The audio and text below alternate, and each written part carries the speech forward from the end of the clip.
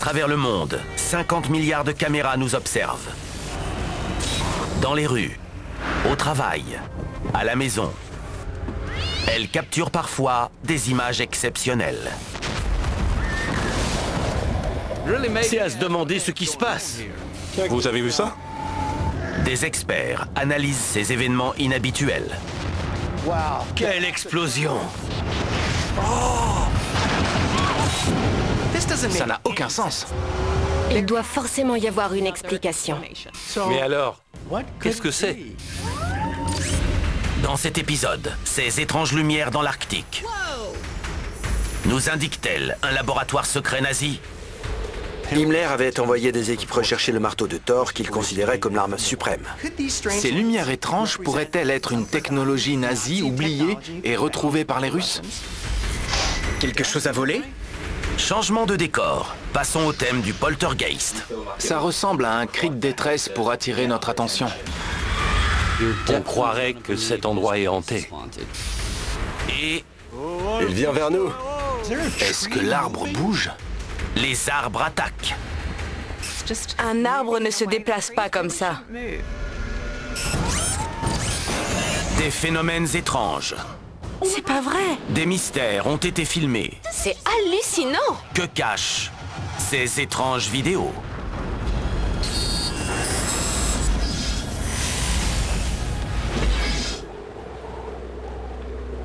Au nord de la Norvège, dans le cercle arctique,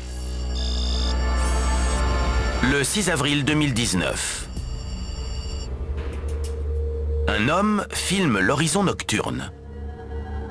On dirait un fond d'écran. Les montagnes sont superbes et les nuages spectaculaires. Soudain, Waouh. Attendez, qu'est-ce que... Waouh. C'est vraiment spectaculaire.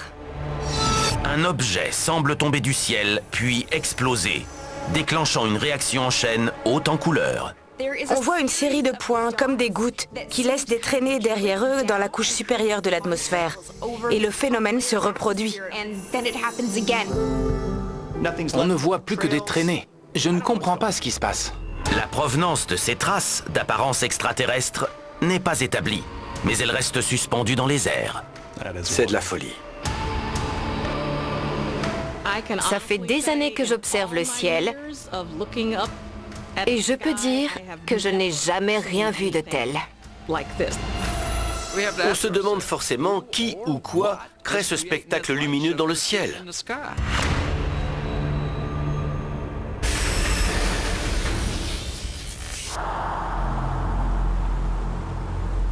Cette vidéo a été filmée à 2 degrés de latitude nord du cercle arctique.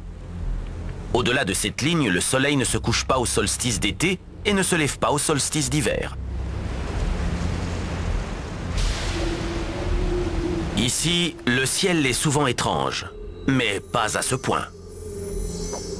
Sauf erreur de ma part, les petites lumières en bas sont de petites spirales et pas simplement des éclairs de lumière. Elles ont une véritable structure.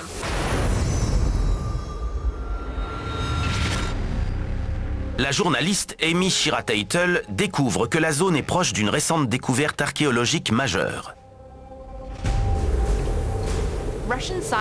Des scientifiques russes qui enquêtaient sur les îles de l'Arctique Nord ont fait une découverte très étrange.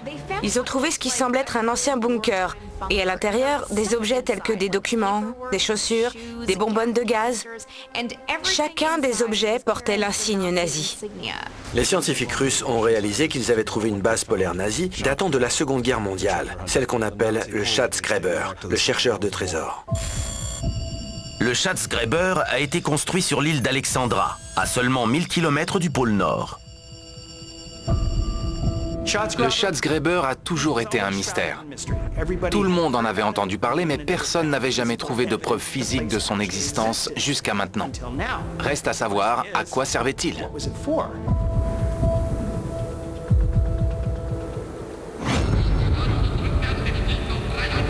Le haut commandant nazi avait une fascination dangereuse et mystique pour le désert glacé du Nord. La mythologie nazie soutenait que la race aryenne descendait d'une race de surhommes nordiques. Les nazis parcouraient le monde à la recherche de vestiges ariens. Himmler lui-même avait envoyé des équipes rechercher le marteau de Thor, qu'il considérait comme l'arme suprême.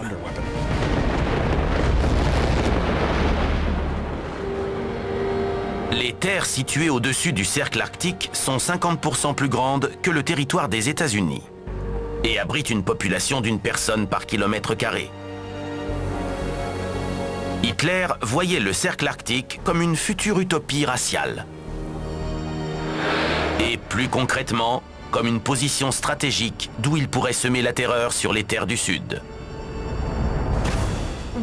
L'une des plus grandes conquêtes technologiques des nazis pendant la Seconde Guerre mondiale fut le missile, le V1 et surtout le V2, le premier véritable missile guidé. Hitler travaillait également sur d'autres armes secrètes de pointe, notamment des canons à air et un miroir parabolique lancé dans l'espace et capable de projeter des rayons solaires sur des cibles terrestres. Ces lumières étranges pourraient-elles être une technologie nazie oubliée et retrouvée par les Russes? Mais la météorologue Orelon Sidney pense que ces étranges taches de couleur au-dessus de l'Arctique sont liées aux aurores boréales. Ces manifestations nocturnes apparaissent régulièrement dans le ciel du cercle arctique. Les aurores sont des particules chargées qui proviennent du Soleil et qui interagissent avec le champ magnétique de la Terre. Ces particules chargées descendent le long des lignes du champ magnétique terrestre et stimulent les atomes d'oxygène et d'azote. Observer les aurores boréales depuis la Terre, c'est magnifique, c'est paisible, très apaisant. Mais c'est un événement incroyablement violent. C'est en réalité le Soleil qui tente de détruire notre planète. Et notre atmosphère nous protège. Sans le champ magnétique de la Terre, la vie ne pourrait tout simplement pas exister. Mais ces phénomènes semblent différents des aurores boréales. Les couleurs ne sont pas les mêmes que celles des aurores boréales, qui sont principalement vertes. Ici, les couleurs tournent au bleu et sont plus profondes à mesure qu'elles disparaissent. David Wallace dirige un laboratoire de l'Université du Mississippi.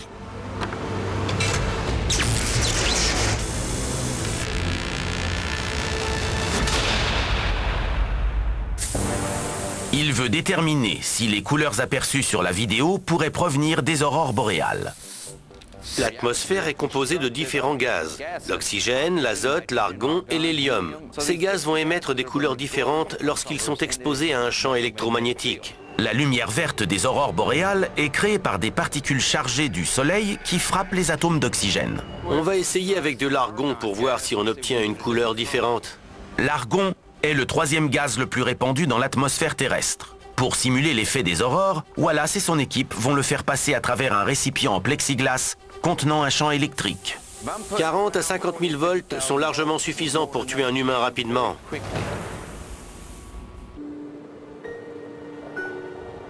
Dans le cercle arctique, une caméra filme un jeu de lumière mystérieux.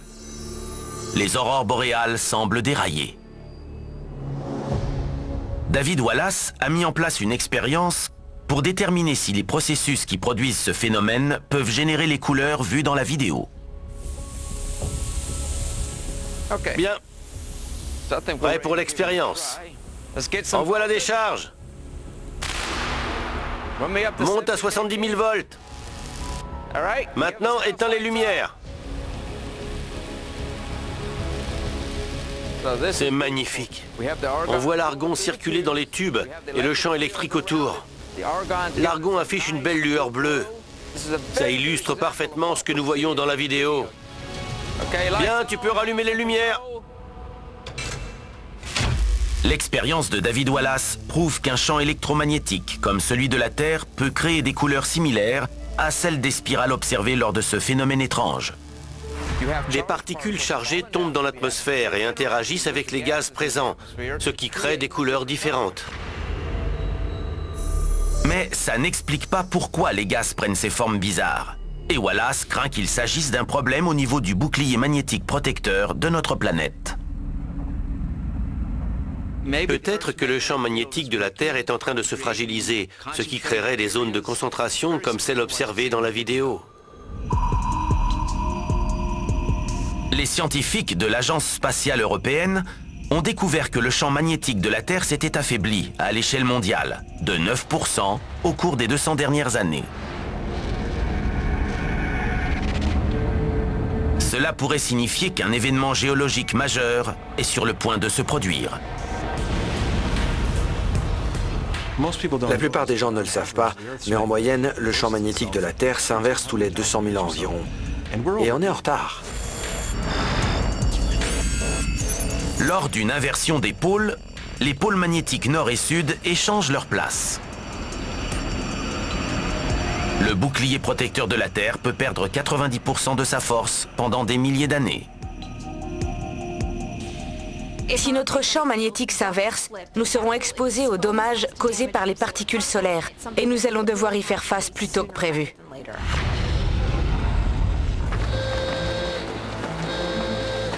Dans les années 1960, un employé de l'US Air Force, Chan Thomas, a écrit un livre intitulé « Adam et Ève, histoire des cataclysmes ». Thomas affirmait que le déluge biblique et apocalyptique de Noé avait été causé par une inversion des pôles. Il disait avoir des preuves qu'un autre cataclysme lié à une inversion des pôles était imminent.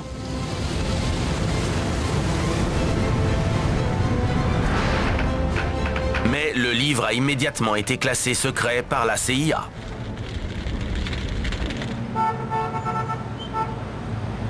Nous ne savons pas quand la prochaine inversion polaire se produira, mais nous savons que les ions d'oxygène s'échappent plus facilement de l'atmosphère terrestre lors d'une inversion des pôles, ce qui n'annonce rien de bon pour toute forme de vie quand ça arrivera. Un être humain normal a besoin de 19 à 21% d'oxygène dans l'air pour survivre. D'après les études scientifiques, il semble que lors d'une inversion des pôles, le niveau d'oxygène chute à environ 14%. Cela rendrait la vie humaine impossible sur Terre. En tant que personne qui a déjà eu un tube thoracique, je peux vous dire que quand on n'a pas assez d'oxygène, ce qui se passe, c'est qu'on se fige. On a besoin que l'oxygène circule dans notre sang pour métaboliser et faire fonctionner nos muscles. Donc, en gros, on se fige sur place. On ne peut pas bouger. Ce jeu de lumière pourrait-il être précurseur d'un événement d'extinction? David Wallace découvre que les lumières sont liées aux aurores boréales. Mais il trouve des archives du centre spatial d'Andoya qui montrent que ce phénomène est d'origine humaine. À l'époque, ils lançaient des roquettes dans l'atmosphère pour étudier les aurores boréales. Ces roquettes libèrent des nuages lumineux pour que les scientifiques en apprennent davantage sur le mouvement du vent et du champ magnétique dans les couches supérieures de l'atmosphère. C'est comme une traînée de peinture qui s'applique sur le champ électrique et nous permet ainsi de voir des forces invisibles. L'intérêt croissant des scientifiques pour le fonctionnement interne des aurores pourrait être lié à la menace imminente d'une fragilisation du champ électromagnétique de la Terre. On vit sur le fil du rasoir. J'aimerais vraiment que les gens le comprennent. Il y a tellement de choses qui pourraient nous anéantir en un claquement de doigts.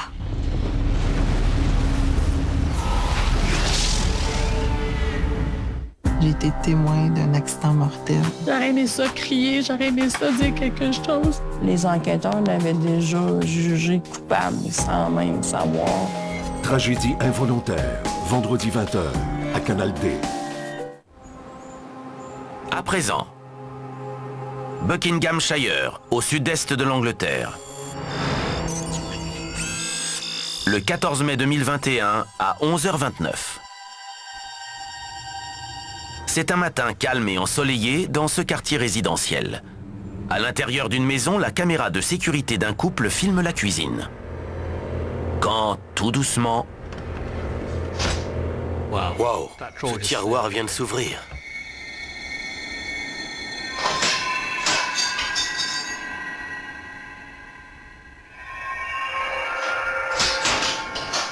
Quelque chose à voler?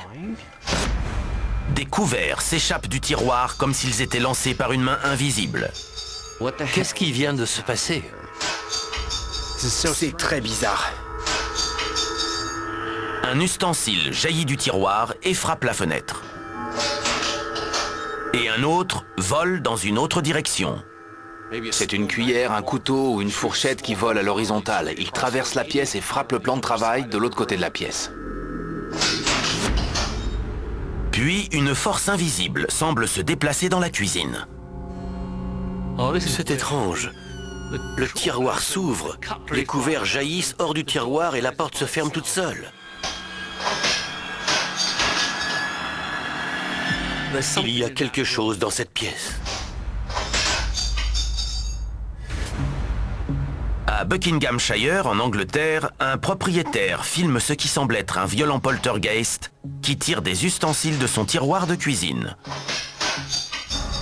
Ben Hubbard était ravi d'emménager dans cette maison moderne avec sa femme Lenny en 2018. Mais après une série d'événements terrifiants, il a installé des caméras dans toutes les pièces. Presque quotidiennement, il se passe quelque chose. Les portes nous claquent au visage et on entend constamment des pas qui montent et descendent les escaliers. Ben pense que ces lancers de couverts sont des moyens de communiquer de la violence. Ça ressemble à un cri de détresse pour attirer notre attention.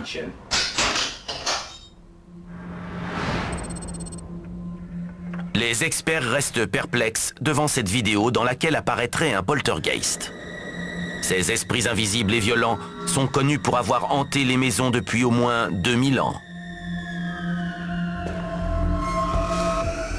Les personnes qui croient à la hantise résiduelle pensent qu'un traumatisme survenu à proximité a déclenché un événement qui se répercute à travers les âges, créant alors un phénomène surnaturel sans fin. Si vous croyez aux fantômes et à l'énergie négative que peuvent engendrer des actes violents, alors vous croirez certainement que cet endroit est hanté.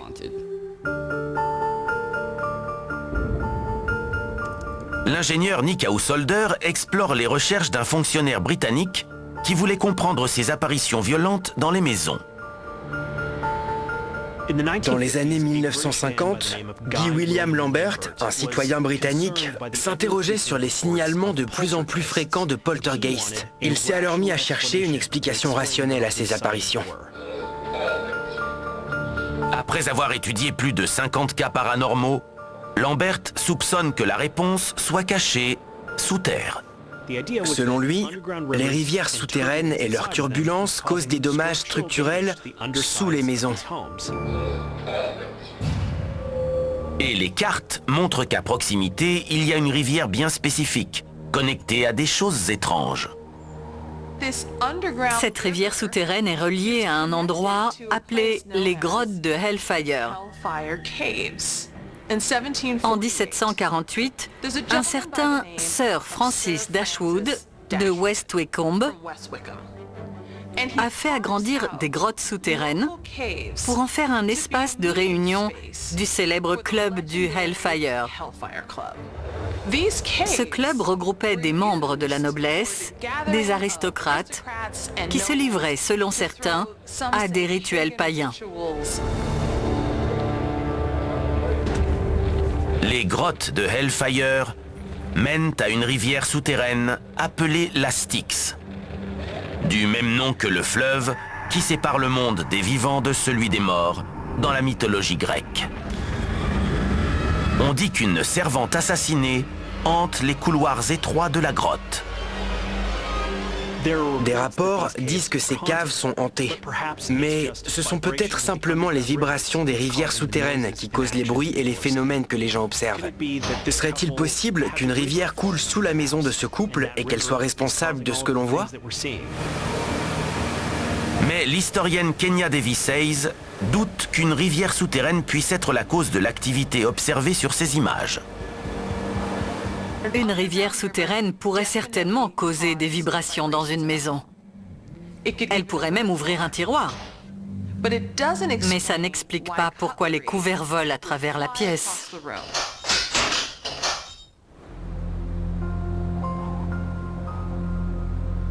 Ce n'est pas une zone sismique. Et il n'y a pas à proximité de sources de magnétisme ou d'électricité suffisamment puissantes pour faire voler des objets métalliques de cette manière. Mais Hubbard reste convaincu que le poltergeist est un esprit doué d'intelligence. Selon lui, les apparitions ne font que s'aggraver.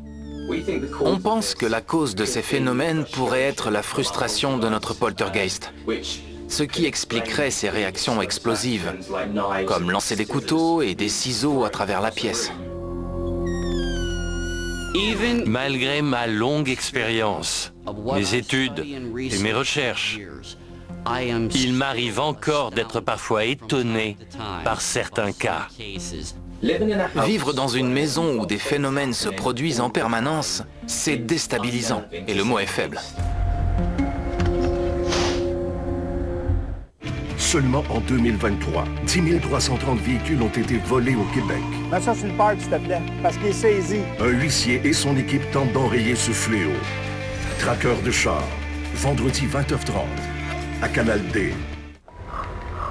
À présent, dans la forêt, près de Mistisini, au Canada, en janvier 2019. Deux amis font une randonnée dans les contrées sauvages du Québec, à des kilomètres de toute zone d'habitation, et filment ce qui les entoure. Quelle journée d'hiver parfaite pour prendre l'air. Mais en zoomant, on dirait que l'arbre est... Est-ce que l'arbre bouge? un arbre de 30 mètres de haut commence à trembler violemment au loin. Regardez-le bouger. Oh, celui-là vient de tomber. Et un autre. Oh mon Dieu, il balance aussi. Un arbre ne se déplace pas comme ça. Les deux arbres se balancent d'avant en arrière, comme s'ils apprenaient à marcher. Ils ne tombent pas. Ils sont droits et ils bougent. L'un d'eux semble se déplacer sur au moins 18 mètres à l'horizontale dans les champs enneigés. Il n'y a pas qu'un arbre. Ils sont plusieurs. Ça paraît encore plus étrange. La forêt redevient calme, comme si rien ne s'était passé. Et puis, ça recommence. Qu'est-ce qui se passe? Un arbre ne peut pas se déraciner tout seul. Ce n'est pas le vent qui souffle, on dirait que l'arbre va se balader. Comment est-ce possible? Les amis s'enfuient, terrifiés par ce qu'ils viennent de voir. Ils s'en vont en courant, je les comprends tout à fait. On s'en va, on s'en va. Deux amis fuient devant des arbres de 30 mètres de haut, qui semblent marcher dans un champ enneigé au loin, au cœur des grands espaces qui peuplent le Québec. Cette région est très montagneuse et boisée. Elle est donc sauvage. Peu de gens vivent dans ces forêts ou voient ce qui s'y passe. Sauf, bien sûr, les descendants des premiers autochtones qui connaissent la région. L'historien Marcus Archot reconnaît la langue parlée par les personnes qui filment. Il vient vers nous. La langue que vous avez entendue dans l'extrait était le Cri, une langue des Premières Nations. Les Cris vivent dans ces conditions rudes du Canada depuis des milliers d'années. La peur qu'on entend dans la voix des hommes s'expliquerait par le fait que ces mouvements étranges leur rappellent une créature légendaire. Je crois qu'il y a quelque chose là-bas. Pour les Cris, le castor a une profonde signification dans leur mythologie et leur idée de la création du monde. Dans la mythologie Cri, un castor géant se baladerait en liberté dans ces forêts. Quand on tente de le tuer, il déchaîne un déluge apocalyptique sur le monde. Bien que les mythes soient amusants, certains ont une part de vrai. Nous savons avec certitude qu'il y a 10 000 ans, il existait une espèce de castor géant, le castor roide, un castor de la taille d'un ours avec des incisives de 15 cm. Il ne construisait pas son barrage avec des branches, mais avec des troncs entiers.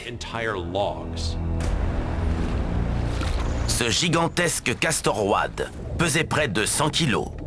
Officiellement, c'est une espèce éteinte. Est-ce que l'on a affaire à un énorme castor qui déracine des arbres?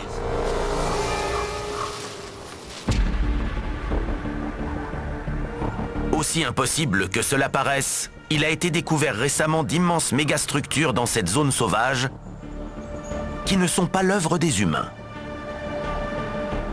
En 2007, des chercheurs utilisant des images satellites ont remarqué quelque chose de très inhabituel au Canada. Après une enquête complémentaire, il s'avère qu'il s'agissait d'un barrage de castors de près d'1 kilomètre de long.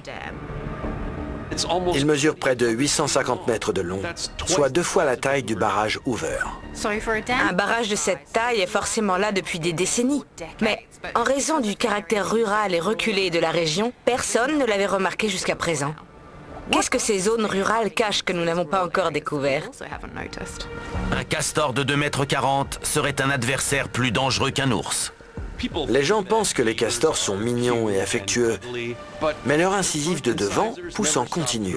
Elles contiennent des particules de fer, ce qui leur donne cette couleur orange, et ils peuvent ronger n'importe quoi. S'il y a un animal capable de faire ça avec un arbre, c'est bien le castor. Mais lorsque l'anthropologue Karen Bellinger analyse le mouvement de l'arbre, elle ne croit pas à l'intervention d'un castor. Quelle que soit la taille du castor, aucune créature, en rongeant un arbre, ne lui fera faire des bonds sur le côté. Une fois rongé, l'arbre tombe, il ne peut plus tenir debout. L'explorateur Georges Kourounis croit que les mouvements violents de ces arbres sont l'œuvre d'un gang criminel. Est-ce que quelqu'un ou quelque chose secoue ces arbres pour les abattre?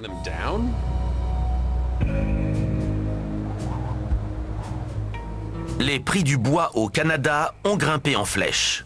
En quelques années, ils ont plus que doublé. Ces prix exorbitants ont attiré les criminels qui n'hésitent pas désormais à pratiquer l'abattage clandestin. Ils vont dans des endroits où ils pensent que personne ne les remarquera, dans les grands espaces canadiens. Mais les gens remarquent, surtout ceux qui y vivent, c'est leur maison, forcément qu'ils voient. Les personnes qui ont filmé cette vidéo sont des cris, un peuple issu de cet environnement. On peut donc imaginer qu'ils comprennent ce qui se passe. Et la drogue semble avoir aggravé la situation. En 2019, une vague anormale de vols d'arbres s'est produite en Colombie-Britannique. Et les autorités ont constaté qu'elle coïncidait avec le pic de la crise des opioïdes. Ils en ont conclu que des personnes désespérées et en manque d'argent volaient des arbres pour assouvir leur dépendance. Le problème était tel qu'un garde forestier voyait de nouvelles souches d'arbres chaque jour. Ces arbres gigantesques de près de 40 mètres disparaissaient du jour au lendemain. La situation était si grave que les gens ont surnommé ce phénomène « massacre à la tronçonneuse ». Évidemment, quand on est vraiment désespéré, on est prêt à tout. Mais la machinerie forestière est bruyante. Une abatteuse capable de reproduire ce qu'on voit dans la vidéo peut atteindre plus de 100 décibels. Le mouvement de l'arbre sur la vidéo est étrangement silencieux. La raison des mouvements étranges de ces arbres reste un mystère. Je comprends pourquoi ces gens s'enfuient.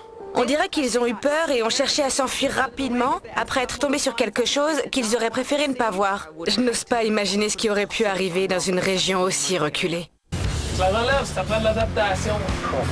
La marge d'erreur, on n'en a pas. Ah ouais, voilà, ah ouais, ah ouais. Mes amis ils disent là, que je suis comme une toilette, je suis indispensable. Vite chantier, nouvelle génération, lundi 19h30 à Canal D. À présent,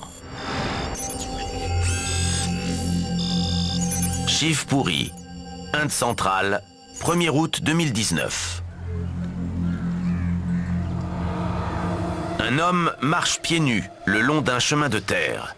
Un groupe d'oiseaux l'observe depuis le ciel. Un homme marche simplement le long d'un chemin. On aperçoit un peu de bâti autour, mais il est plus ou moins au milieu de nulle part. Lorsqu'il est soudainement attaqué. Il plonge sur lui alors qu'il marche tranquillement. Il l'attaque vraiment. L'homme évite l'oiseau de justesse, esquivant son bec tranchant. Mais un autre fonce sur lui pour l'attaquer. Pourquoi ces oiseaux en ont après cet homme? L'homme se baisse et échappe à cette deuxième attaque. Il y a d'autres personnes dans la rue, mais les oiseaux ne s'intéressent qu'à lui. Ce phénomène se produit tous les jours dès qu'il sort de chez lui. C'est lui qui le cible. Je ne peux pas m'empêcher de penser au jeu Angry Birds. C'est vraiment terrifiant. Ces oiseaux ne veulent pas le laisser tranquille.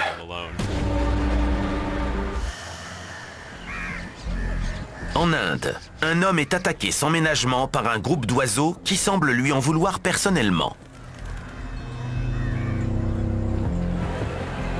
L'Inde abrite plus de 900 millions d'hindous. Leur religion remonte à plus de 4000 ans.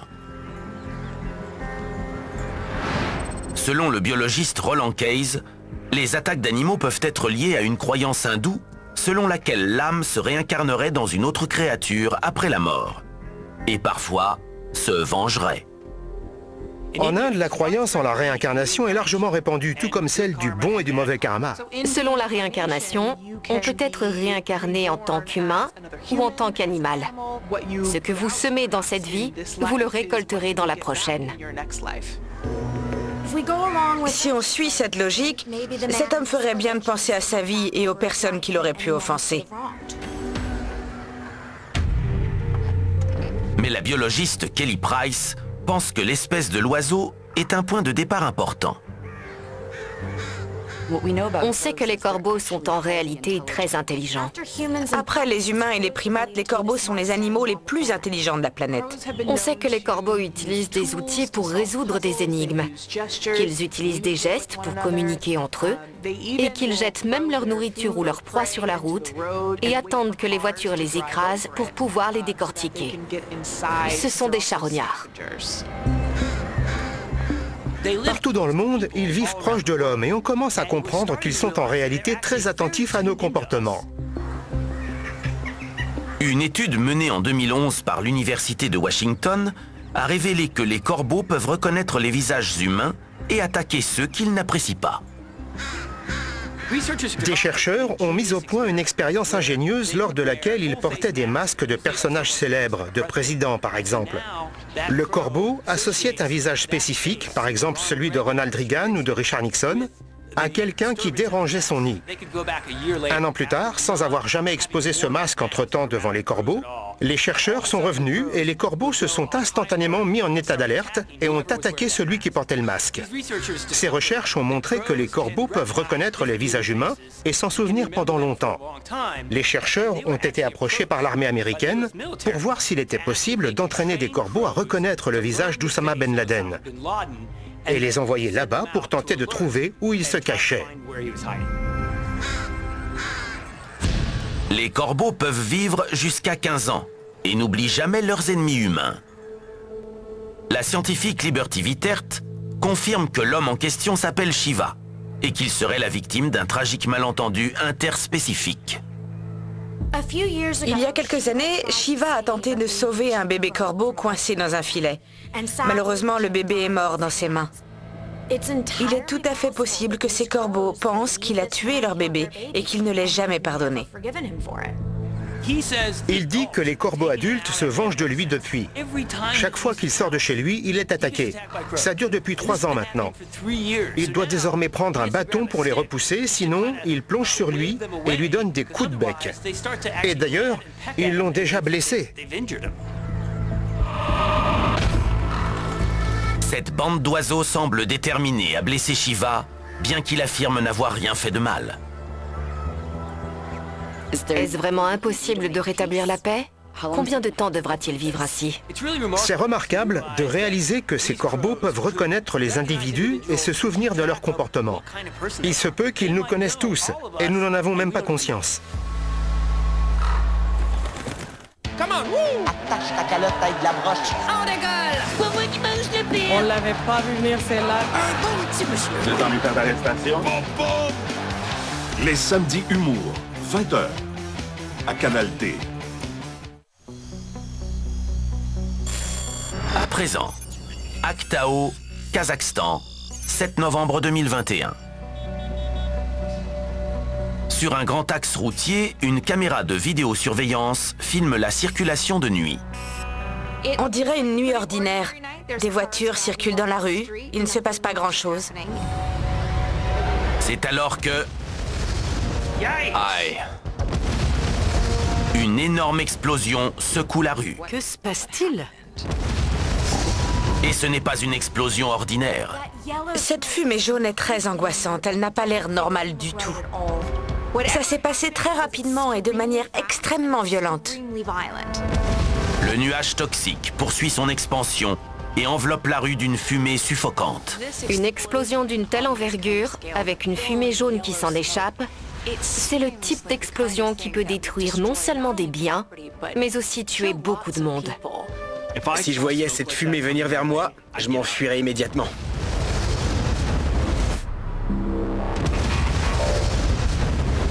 Une caméra de vidéosurveillance d'une ville kazakh filme de nuit une rue plongée dans une mystérieuse fumée jaune. Bien qu'on assiste à l'explosion initiale, a priori, il n'y a rien qui brûle après l'explosion.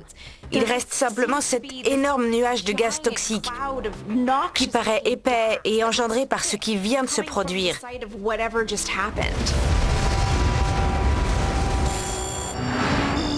Le Kazakhstan est une ancienne république soviétique située sur les rives de la mer Caspienne. C'est aujourd'hui le 9e plus grand pays au monde. L'historien Martin Morgan découvre que cette terre aride cache de très sombres secrets. Pendant l'ère soviétique, c'est au Kazakhstan que les armes chimiques soviétiques étaient développées et testées, plus précisément dans un endroit appelé Pavlodar. Il y avait des produits chimiques explosifs dans cette usine, comme du phosphore jaune et du trichlorure d'azote, et encore, nous ne sommes pas au courant du reste.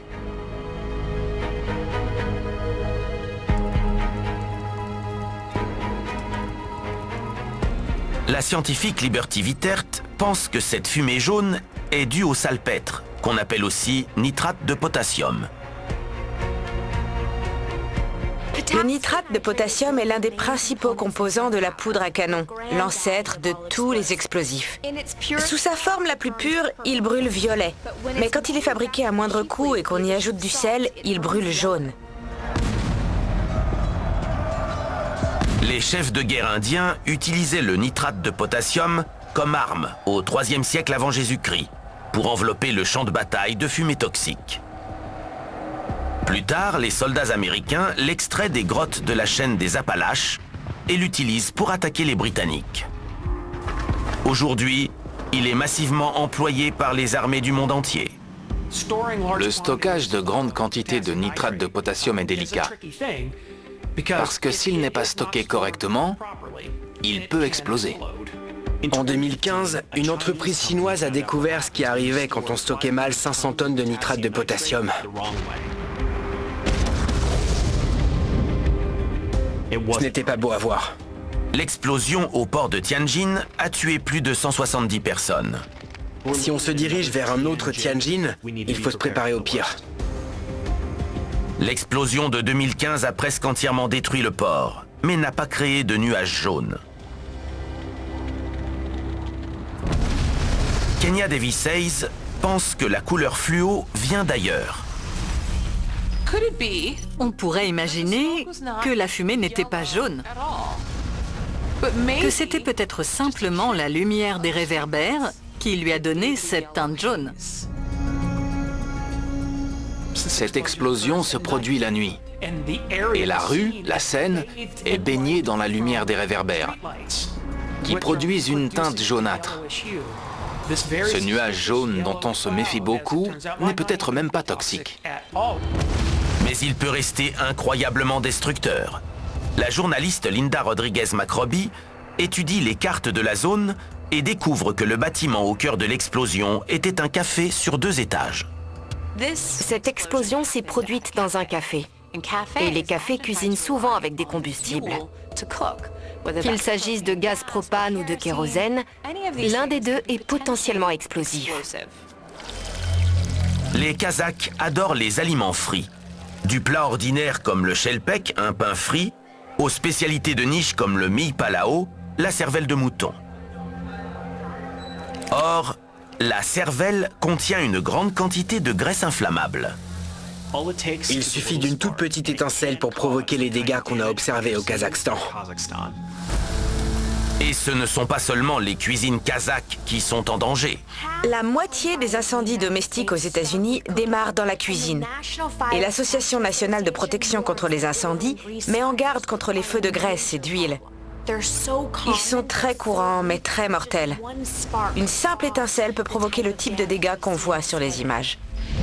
Les cuisines regorgent de dangers potentiellement mortels. Les accidents en cuisine causent la mort de 4 millions de personnes chaque année. Mais cette fois-ci, il y a eu très peu de blessés. Le plus grand miracle, c'est que personne n'ait été blessé. Un proverbe anglais dit « Si tu ne supportes pas la chaleur, reste loin de la cuisine ». Mais à quelle distance pour être en sécurité ?